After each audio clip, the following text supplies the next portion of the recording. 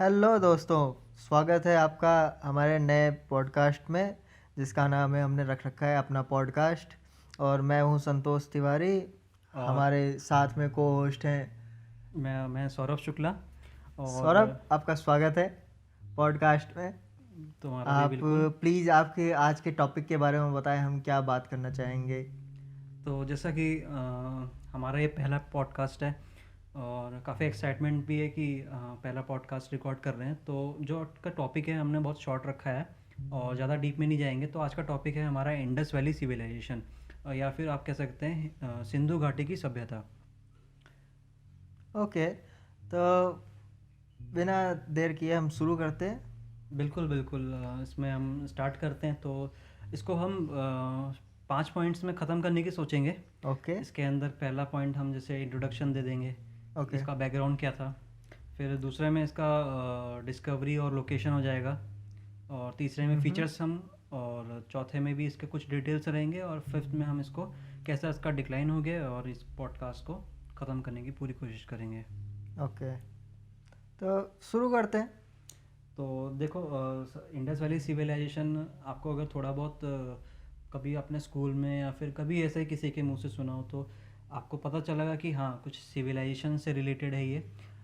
इसको काफ़ी modern civilisation कहा जाता है। जैसा कि इसका टाइम पीरियड हम माने तो 2500 से 1750 बीसी के आसपास की ये पूरी घटना होती है इसके अंदर। और जैसा नाम में ही आ रहा है इंडस, तो इंडस जो हम सिंधु नदी है, तो सिंधु नदी के आसपास के जो भी क्या बोलते हैं हम, जो भी बसावट हुई उसको उसको जो है इसके अंदर डिफाइन करा गया है। उसको इसके बारे में पूरा जो है इसका डिटेल है। ओके सौरभ, तो हम शुरू करते हैं और जानना चाहेंगे कि इस बारे में कि इसकी उत्पत्ति को लेके तुम्हारी क्या राय है। क्या मतलब उत्पत्ति की इसकी शुरुआत कैसे हुई, तो बताएं प्लीज़ इस बारे में। तो जैसा कि ये तो पुरानी बात है। पहले पाकिस्तान और इंडिया कुछ ऐसा कुछ हुआ नहीं करता था। तो पहला तो पूरा ये हमारा जो था ओके सौरभ, मैं जानना चाहूँगा जैसे पुराने टाइम में हमारी जो टेरिटरी होती थी, आज के टाइम में जिसे हम मॉडर्न भारत कहते हैं, मॉडर्न इंडिया। पहले के टाइम में हमारी सिविलाइजेशन अफ़गानिस्तान से लेके इधर पूरे म्यांमार तक, बर्मा जिसे पुराने टाइम में लोग कहते थे, पूरा ही अपना था। पूरा फैला हुआ था। काफी फैला हुआ बिजनेस है। तो इस सिविलाइजेशन की जो मेन धरोहर है, जो मेन कह सकते हो लैंडमार्क है, वो कहाँ से कहाँ तक फैली हुई थी, इस बारे में बताओगे। देखो, इसमें बिल्कुल भी कोई डाउट नहीं है कि इसमें सब जो भी ओरिजिन है सब ये हमारे जो इंडिया में ही हुई है। और इंडिया से ही पूरे जो है चारों तरफ पूरे वर्ल्ड में इसका मतलब पूरा फैला हुआ है। तो पहले तो ये कुछ था नहीं अलग, मतलब ये अलग अलग, पहले तो पूरा एक ही था। जो यहाँ होता था वो जो एक वेस्ट में होता था वो पूरे इसका जो था ईस्ट तक देखा जाता था। तो मतलब ये हम ये नहीं कह सकते कुछ अलग अलग था। तो ठीक है, तो हम जो इंडस वैली सिविलाइजेशन है ये पूरे जो सिंधु घाटी के सिंधु घाटी या जो नदी के आसपास की पूरी बसावट है। इसको सबसे पहले क्या हुआ, सर जॉन मार्शल थे, ये ब्रिटिश थे। और ये इनको कुछ मतलब जो आर्कियोलॉजिकल डिपार्टमेंट था उसके ये हेड थे उस टाइम पे। और ऐसा तो ये बहुत पुरानी सभ्यता है, लेकिन जो उसका एक्सकेवेशन हुआ स्टार्ट वो 1902 में से लेके 1928 के बीच में करा गया है। इसमें जो खुदाई करी गई इसके अंदर कुछ ऐसे फैक्ट्स, ऐसे कुछ चीज़ें मिली जो हमें इस पास्ट के बारे में जानने मजबूर करती कि ऐसा क्या था उस टाइम पे जो बहुत बार आज हमें देखने को नहीं मिलता है। जो उस टाइम की सबसे कह सकते हो कि एडवांस सिविलाइजेशन कहते थे लोग उस समय के लिए। उसके अंदर हाँ, ये बिल्कुल था। मतलब वो इतने मॉडर्न थे कि आप देखोगे कि 90 डिग्री पूरा कट रोड्स थे। मतलब एक प्रॉपर, जैसे आप जैसे अभी ये आप मैं कहना चाह रहे हो कि जो आज के टाइम पे डेवलप्ड कंट्रीज जैसे बनी है, वो उस अपने टाइम में ही सिंधु घाटी सभ्यता जो थी वो अपने आप में एडवांस जो है आर्किटेक्चर में सब कुछ वो बना हुआ था, और नहीं, ये बहुत उनसे भी मतलब काफ़ी उनसे भी ज़्यादा एडवांस थे। विकसित थे। क्योंकि जब उस टाइम पे ये वो लोग ये सब कर सकते हैं तो सोचो अगर वैसे अगर सिविलाइजेशन चलती आती तो आज कितना डेवलपमेंट होता। वो तो चलो ठीक है, एक अपने पे एक ओरिजिन हुआ और फिर बाद में कुछ कॉन्करर्स आए वो उसको ख़त्म कर दिया, लेकिन वो बात अलग है। बाकी इसके हम फीचर्स मतलब जैसे की थोड़ी बात करते हैं। बिल्कुल सौरभ, तो बताओ आगे इसके हम फीचर्स में क्या जान सकते हैं कि इसकी क्या फीचर्स थे और किस तरीके से ये अपने आप को इतना एडवांस डेवलप मानते थे, या फिर किस तरीके से अपने आप को इतना डेवलप शुरू करते थे। तो जैसा कि एक्सिबिशन चलता गया, हाँ। नई नई चीज़ें मिलती गई, जैसे जैसे नई नई चीज़ें मिलती गई तो और एक्साइटमेंट बढ़ता गया कि और क्या है और क्या है। तो ऐसा पूरा जैसे हमारा लोकेशन बता देता हूँ मैं आपको। जैसे हमारा सिंधु घाटी के जो इंडस रिवर है जहाँ से ओरिजिन करती है, तो उसके आसपास से लेकर के मतलब पंजाब हो गया, जो आज की बात कर रहा हूँ मैं, आज का पंजाब हो गया, आज का हरियाणा हो गया, राजस्थान हो गया, गुजरात हो गया, और फिर हम बात करें तो आज का जो पाकिस्तान है, जो सिंध रीजन है, पंजाब रीजन है, वहाँ तक पूरा ये जो है पूरा फैला हुआ था।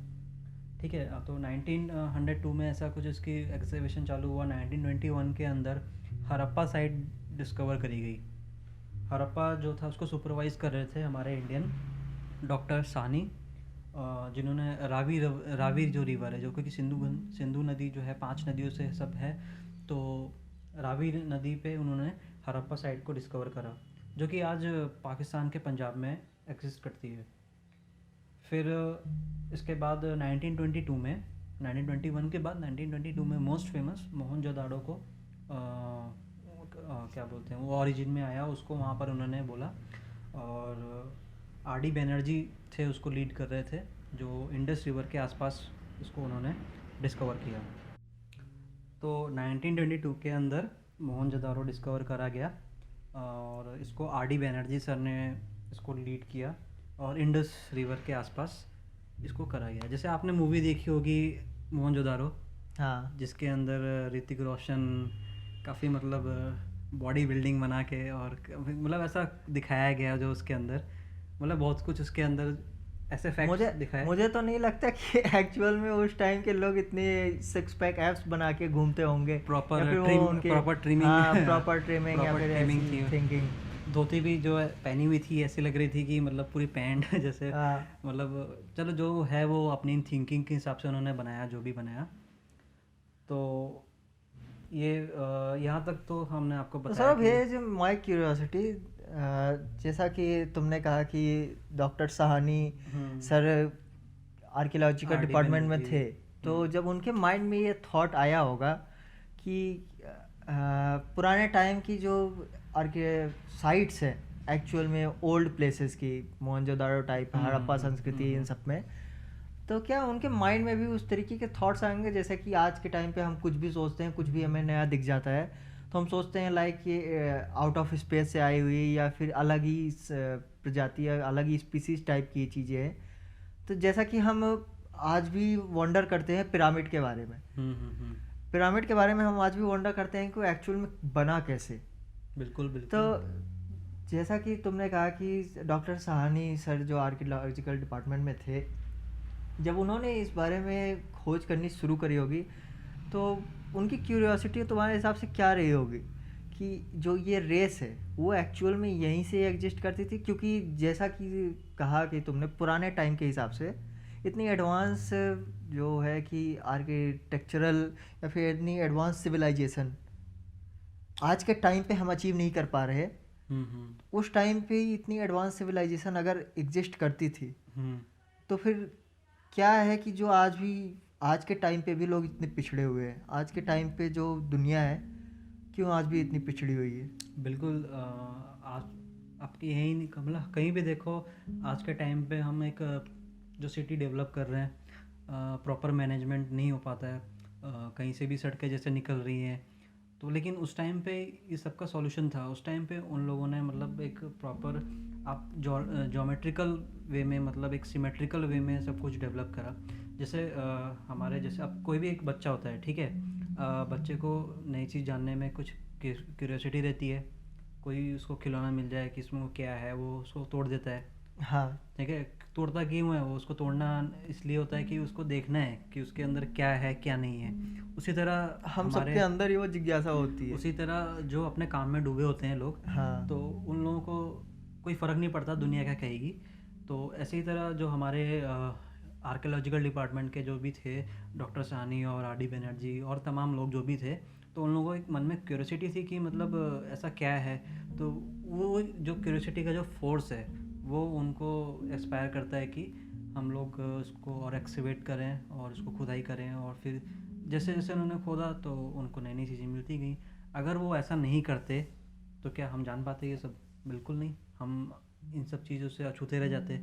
हमें अपने जो पास्ट है वो जानने का मौका नहीं मिलता, और हम लोग ऐसे ही मतलब दुनिया के बारे में पढ़ते हैं, लेकिन जब अपन जानते हैं कि हिस्ट्री में, पुरानी हिस्ट्री में अपना दबदबा था, और जब हम उसको खुद उसको एक्सप्लोर करते हैं तो वो फीलिंग अलग ही होती है। हाँ, वो अंदर से एक जिज्ञासा अलग ही लेवल पे होती है कि हमें, कि हम उस सिविलाइजेशन से बिलोंग करते हैं बिल्कुल। जो एक टाइम पे सबसे एडवांस सिविलाइजेशन में एक मानी जाती थी। इवन जो वेस्टर्न साइड्स की जो फोर्सेस थी, जो कुछ भी, वो भी एक टाइम पे यहाँ पे अपने पास आती थी ट्रेड करने के लिए। बिल्कुल।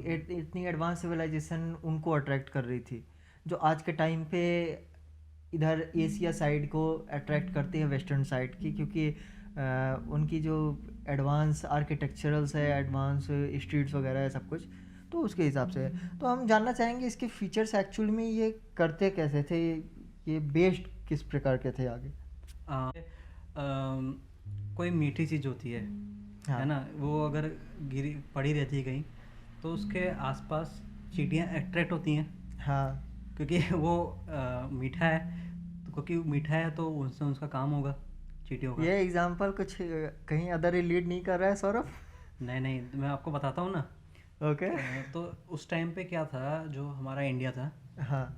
आप ऐसा सोने की चिड़िया कहते थे उसको। सोने की चिड़िया क्यों कहते थे?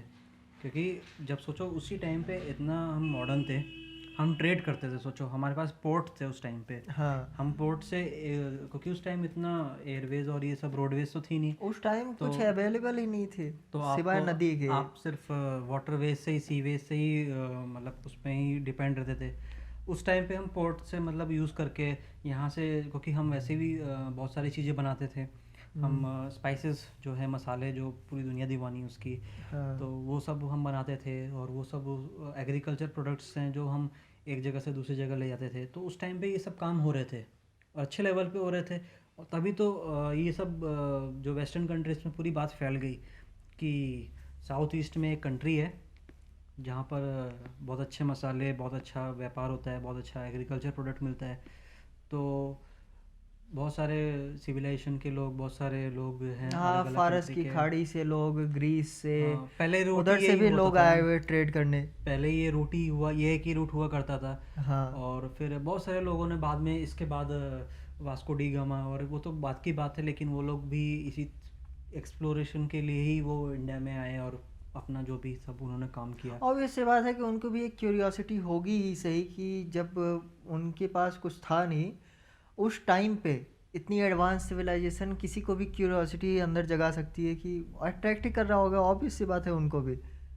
तो ठीक है, तो आगे बढ़ते हैं। तो जैसे इस एज को हम ब्रॉन्ज एज सिविलाइजेशन भी कहते हैं, क्योंकि ब्रॉन्ज का उपयोग काफ़ी होने लग गया था यहाँ पर।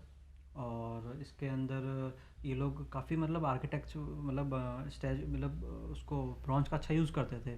तो एक साइट पे इनको एक डांसिंग गर्ल का एक उनको वो मिला, एक आइडल मिला उनको। स्कल्प्ट। एक, हाँ, उनको आइडल मिला, एक मूर्ति मिली उनको, एक जो हाँ। कि ब्रॉन्ज से बनी हुई थी और बिना किसी प्रॉपर टूल्स के, मतलब बहुत अच्छी वो है। और उसका काफ़ी मतलब एक तरह से आप कह सकते हो ट्रेडमार्क था, मतलब उसका इंडस वैली सिविलाइजेशन का।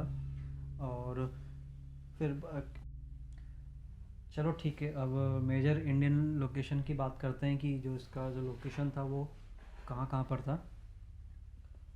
गुजरात की बात करें तो गुजरात में लोथल नाम की जगह है। हाँ। तो लोथल में उसको माना जाता है कि ओल्डेस्ट डॉकयार्ड, जहाँ पर ये लोग ट्रेडिंग का काम पूरा करते थे। पूरा ट्रेड सिटी बना रखा था उन्होंने वहाँ पर। हाँ। मतलब इमेजिन करके देखो, वहाँ पर उस टाइम पे कुछ नहीं, लेकिन वहाँ पर एक प्रॉपर डॉकयार्ड पे सामान आता था। वहाँ से ये लोग अलग अलग लोकेशंस पे जाते थे और ट्रेड जो है वो करते थे। और इसके अलावा कुछ जैसे सील, कुछ सील का यूज़ करते थे, कुछ पर्शियन सील थी, कुछ अलग अलग लोकेशन का भी यहाँ तक कि मिसोपोटामिया के भी जो सील्स थे या फिर जो वहाँ के कुछ आर्किटेक्ट वाली चीज़ यहाँ पर भी पाया गया, तो इसका पता चलता है कि उस टाइम पे इनका कनेक्शन मिसोपोटामिया से भी था। इसके अलावा राजस्थान की बात करें, जैसे गुजरात में लोथल हो गया, ढोलावीरा हो गया। हाँ। ढोलावीरा को अभी recently UNESCO world heritage site में इंक्लूड करा गया है, जो कि ये हड़प्पन साइड और ये जो अपना इंडस वैली सिविलाइजेशन से पूरा लिंक्ड है। राजस्थान की बात करें तो राजस्थान के अंदर कालीबंगन जो हनुमानगढ़ डिस्ट्रिक्ट में पड़ता है अभी करंट में, और वहाँ पर क्या पाया गया, वहाँ पर प्लफ फील्ड जो जुताई के लिए जो मतलब खेत होते हैं वो सब वहाँ पर, इससे पता चलता है कि वो लोग एग्रीकल्चर में काफ़ी एक्टिव थे। और अग्निकुंड वहाँ देखे गए, मतलब जो उस टाइम पे करते होंगे वो किस पर्पस क्या था वो पता नहीं, लेकिन अग्निकुंड और ऐसा ही कुछ इनको वहाँ पर प्लफ से रिलेटेड ज़्यादा चीज़ें, मतलब एग्रीकल्चर से रिलेटेड ज़्यादा चीज़ें जो है कालीबंगन में इनको राजस्थान में जो मिली। फिर हरियाणा है और गुजरात हो गया है, मतलब ये सब जो साइट्स थी, तो इस साइट में इन लोगों का पूरा जो था सिविलाइजेशन वो पूरा फैला हुआ था इसके अंदर।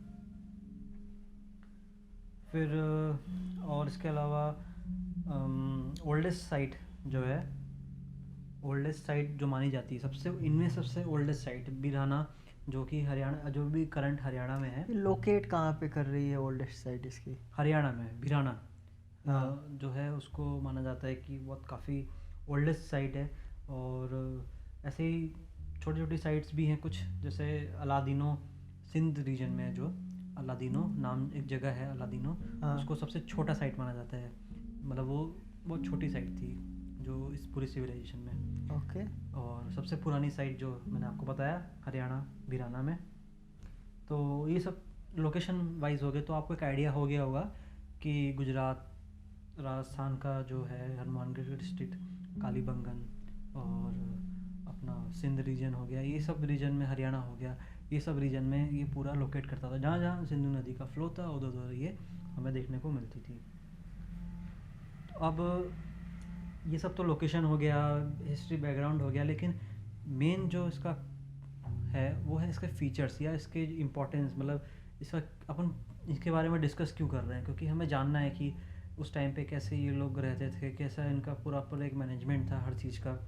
तो फीचर्स की बात करें तो सबसे पहले सबसे इम्पोर्टेंट टाउन प्लानिंग।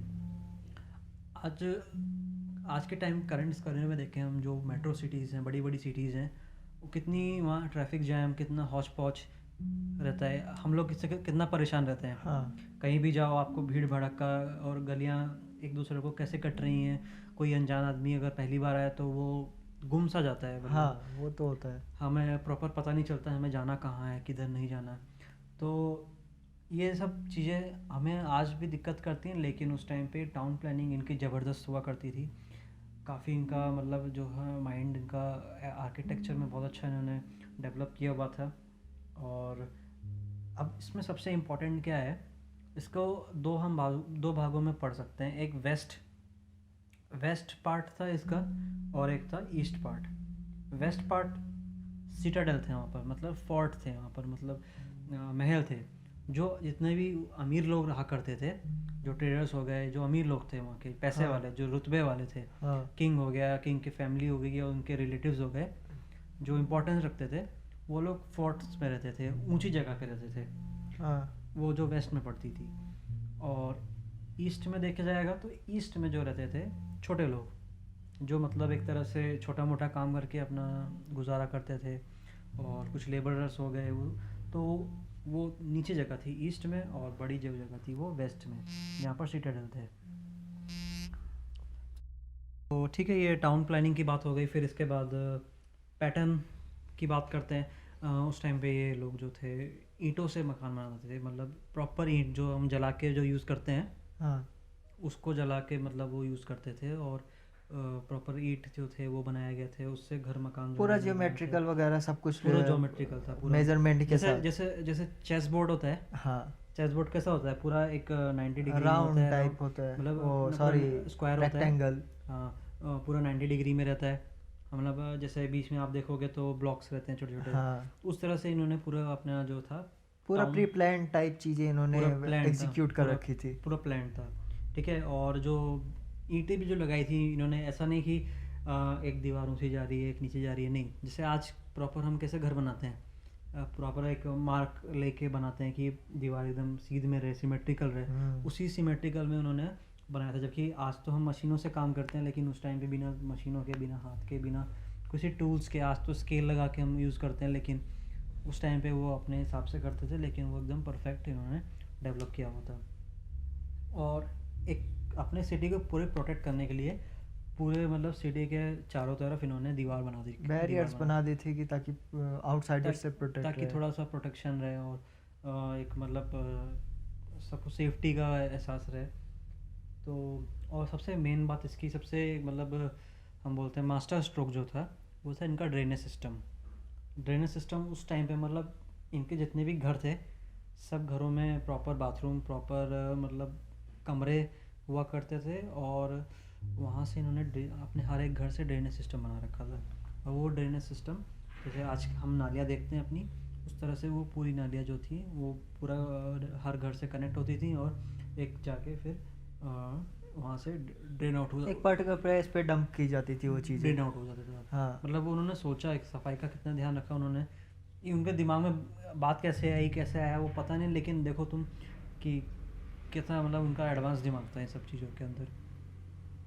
फिर रिलीजन से बात करते हैं, तो रिलीजन जो था ये किसी को वैसे तो एविडेंस तो नहीं मिला कि जानते थे कि या किसी को मानते थे, लेकिन हाँ कुछ क्योंकि टेंपल जैसा कुछ था नहीं, मतलब ना टेंपल ना मॉस्क, ऐसा कुछ सिस्टम तो दिखा नहीं, लेकिन हाँ कुछ तो साइंस मिले होंगे जो कुछ इंडिकेट करते होंगे हाँ किस चीज़ को फॉलो कुछ करते थे, कुछ किस चीज़ को ये सील्स, प्रे करते थे। कुछ सील्स इनको ऐसे मिले, जैसे उसमें पशुपतिनाथ, मतलब जो हमारे शिव भगवान हैं, उनके जैसा कुछ दिखने वाला कोई कैरेक्टर उसमें है, एम्बेड है। और उसके आसपास जो है जो कुछ जैसे नंदी बैल टाइप, या फिर कुछ गाय हो गई, और ऐसे 6 एनिमल्स, 6 एनिमल उसके अंदर उसके आसपास बैठे हुए हैं, मतलब उसको शो करा गया है। तो अब हम प्रॉपर तो नहीं कह सकते कि ये उनको फॉलो करते थे या फिर कहीं से बाहर से आया हो, वो भी हो सकता है। तो कुछ ऐसा रिलीजन का कुछ हमें एविडेंस नहीं मिला हुआ वहाँ पर। और टेराकोटा मिला वहाँ पर, कुछ वहाँ पुराने कुछ आइडल्स मिले हमें, जिसके अंदर मदर गॉडेस, हाँ ये हड़प्पा वाले जो थे ये एक मदर गॉडेस को करते थे, एक आइडल थी किसी लेडी की, उसको ये लोग जो थे मदर गॉडेस मतलब कहते थे, और उसकी वर्शिप हड़प्पा वाले जो थे वो ज़रूर करते थे, लेकिन कोई रिलीजन फॉलो नहीं करते थे। ये पॉइंट नोट करना चाहिए। और इसके अलावा आर्किटेक्ट की बात करें तो मोहनजोदारो के अंदर ग्रेट बाथ एक ऐसी जगह थी जहाँ पर जैसे हम धोबी घाट होता है, हाँ, उस तरह से वहाँ पर एक ग्रेट बाथ बना रखे थे, वहाँ लोग आते थे, नहाते थे, कपड़े धोते थे। तो मतलब एक कम्युनिटी टाइप का पूरा उन्होंने वहाँ पर डेवलप किया हुआ था, जिसे ग्रेट बाथ कहते थे, जो कि आज भी जो है आप मोहनजोदारो साइट पे जाएंगे तो आपको जो भी आर्किटेक्चर डिपार्टमेंट है उन लोगों ने उसको पूरा मेंटेन करके रखा हुआ है। और आप देख सकते हो अगर आप जाओगे कभी साइट पे, तो आपको जो भी मैं आपको बता रहा हूँ आपको पूरा वहाँ पर देखने को मिलेगा प्रॉपर से। और बियर्डेड प्रीस्ट, मोहनजोदारो में एक आइडल मिला, एक मूर्ति थी, एक प्रीस्ट कहते हैं उसको, कि मतलब शायद पुजारी हो सकता है, या फिर जो किसी को मतलब रिलीजन से जोड़ के नहीं, लेकिन हाँ मतलब जैसे प्रीस्ट होते हैं उस हिसाब से एक वहाँ पर मिले हैं। और बियर्डेड थे, मतलब अगर उनकी दाढ़ी होगी तो वो भी उन पे वो जो था आइडल उसमें दिखाया गया है प्रॉपर से। तो ये सब चीज़ें थी। और सुपरस्टिशियस थे ये लोग, काफ़ी मतलब अंधविश्वास में बहुत ज़्यादा मानते थे, और छोटी छोटी बातों को ये मतलब मानते थे। तो ये सब चीज़ें था, इनका कैरेक्टर था ये सब। तो अभी तक हमने इसका पूरा जो था बैकग्राउंड, पूरा आर्किटेक्ट और फीचर्स, ये सब जो था ये हमने जाना। और आपको थोड़ा बहुत उसमें लगे ही होगा कि क्या मतलब क्या एडवांस तरीके की आर्किटेक्चर रही होगी। तो मैं पूछना चाहूँगा कि आपको सबसे बेहतरीन चीज़ अभी तक क्या लगी इसके अंदर, जो इनका फीचर हो या फिर कुछ भी हो, क्या लगा आपको बढ़िया उसके अंदर?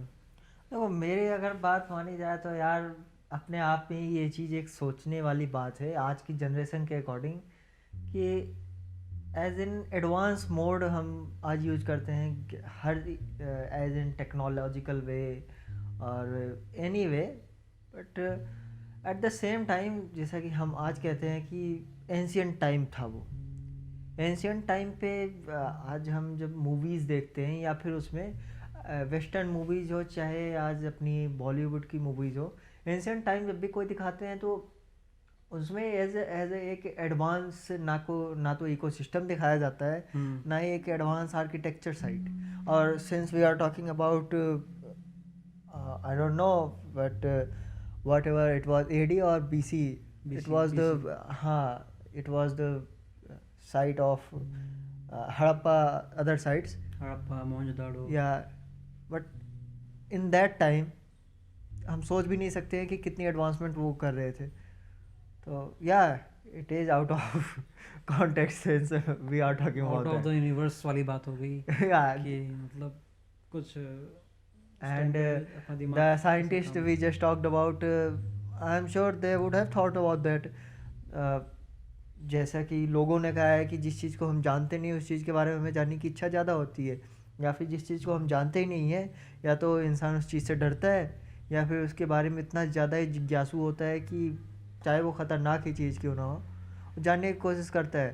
तो हमारे वैज्ञानिक वगैरह भी गए हुए थे तो उनको भी जिज्ञासा रही होगी कि उस टाइम में इतनी एडवांस वो सब सभ्यता चीज़ें खींच के ले आती हैं। हाँ। जैसे एक मैग्नेट खींच लेता है एक मेटल को, उसी तरह एक जो है मतलब जो ऐसे लोग होते हैं उनको वो खींच लेती है, वो किसी ना अपनी किसी रूप में तरफ वो। कुछ भी, सबकी अपनी अपनी हैबिट्स होती हैं जो एक पर्सन को उस पर्टिकुलर डूइंग किस तरफ और अट्रैक्ट नहीं, करती और है। कहा ऐसा जाता है कि ये लोग गए थे कुछ और काम से, लेकिन इन्होंने जब खुदाई करनी चालू करी तो इनको कुछ और मिला और तब जाके ये डिस्कवरी हुई और तब जाके हमें ये जानने को मिला। अब ठीक है, अब बस ज़्यादा कुछ इसमें रह नहीं गया है, हमने लगभग सारे पॉइंट्स कवर कर लिए हैं। लास्ट के एक दो पॉइंट हैं कि हाँ इनकी इकोनॉमी किस पे रिलेट करती थी, तो जाहिर सी बात है उस टाइम पे इतनी इंडस्ट्रीज़ थी नहीं कि इंडस्ट्रीज़ बनाएं और वो करें, तो ये लोग एग्रीकल्चर पे डिपेंड करते थे और एग्रीकल्चर ही इनका जो था मेन मोस्ट ऑफ द उनका जो मेन सोर्स ऑफ बिजनेस था वो था स्पाइस। स्पाइसेस से एग्रीकल्चर में जैसे ये लोग वीट है, बार्ले है, ये ज़्यादा लोग यूज़ करते थे, ज़्यादा इसको उगाते मोस्ट थे। ऑफ द नेचुरल थिंग्स और like- पल्सेस हो गई, कुछ ऑयल सीड हो गए, कुछ सीरियल्स हो गए, ये लोग ज़्यादा इस पे फोकस करते थे। और कमर्शियल क्रॉप की बात करें तो कॉटन का काफ़ी ये लोग व्यापार करते थे और कॉटन को बाहर की कंट्रीज़ में भी भेजा जाता था ट्रेड के द्वारा। और क्राफ्ट थे, मेटल वर्क करते थे, गोल्ड के, सिल्वर के, ब्रॉन्ज के, और हाँ एक आयरन के बारे में ये बिल्कुल भी नहीं जानते थे। तो ये सब चीज़ें थी। और लेकिन कहा जाता है कि कोई चीज़ शुरू होती है तो उसका एक अंत भी होता है। हाँ, तो अब अंत कैसे होता है वो किसी के हाथ में नहीं होता है, लेकिन कहा यह जाता है कि जो ये महान सभ्यता थी ये धीरे धीरे डिक्लाइन होने लग गई। लोग रीजंस क्या थे इसके? लोग जो हैं ख़त्म होते गए। तो माना तो ऐसे तो बहुत सारे हिस्टोरियंस ने अपनी अपनी थ्योरी दी, लेकिन कहते हैं कि कुछ कॉन्करर्स थे, उन लोगों ने इन पर अटैक किया बाहर से आए हुए और वहाँ ख़त्म हुए। ये एक थ्योरी है। दूसरी थ्योरी ये कहती है कि कुछ नेचुरल कैलेमिटीज़ हुई हों, जैसे कि कोई ड्रॉट, सूखा पड़ गया हो या फिर बाढ़ आ गई हो। तो क्योंकि ये लोग सिंधु घाटी के आसपास रहते थे तो नदियों में हो सकता हो बाढ़ आ जाती हो, तो वो बाढ़ भी इनका डिक्लाइन हुआ वो उससे। लेकिन वगैरह जो भी हो वो हम मान नहीं सकते प्रॉपर एक 100% क्या रहा होगा, लेकिन जो भी था इस महान सभ्यता को ख़त्म हुआ वहाँ पर। उसके बाद से कुछ दूसरी दुनिया चालू हुई, लेकिन इसने जो गहरी छाप छोड़ी हिस्ट्री में वो हम आज तक देख सकते हैं उसको। आप उसकी साइट को विज़िट करो, आप एक अलग ही ऑरा में चल जाओगे कि मतलब कि क्या मतलब सिस्टम था उनका। तो बस यही था बस यही था आज के इसमें। और हमने इसको ज़्यादा तो नहीं, लेकिन एक हाँ ओवरव्यू हमने क्रिएट करा कि क्या था इसके अंदर, क्या लोकेशन थी। तो बस यही था, हिस्ट्री जानने की इच्छा थी थोड़ी, तो इसको थोड़ा हमने सोचा कि इसी पे कंटिन्यू करते हैं। और थोड़ा बहुत हमें अपनी हिस्ट्री भी मालूम होनी चाहिए, और मालूम होनी ही चाहिए, क्योंकि हमें पता होना चाहिए कि हम कहाँ से ओरिजिन हुए हैं। हमें अपना विरासत, हमें हर चीज़ पता रहनी चाहिए। बट सर इस चीज़ की तो आज भी मिस्ट्री है कि इंसानों की उत्पत्ति कैसे है। खैर वो टॉपिक हम किसी और दिन वो चर्चे में लेंगे। वो तो वो आउट ऑफ द जैसा कि उसके तुमने इसके पहले कहा कि आउट ऑफ द स्पेस है कॉन्टेक्स्ट में। उसके लिए तो बस क्या है, हाँ वो टॉपिक पे तुम टाइम डिसाइड नहीं कर सकते। तो बस वही है, थ्योरी जिसकी मान ली गई वही थ्योरी सिकंदर होता है। तो थ्योरी है, प्रैक्टिकल्स में है नहीं कुछ। Okay guys, thank you for listening the अपना thank you. Podcast and we will see you in the next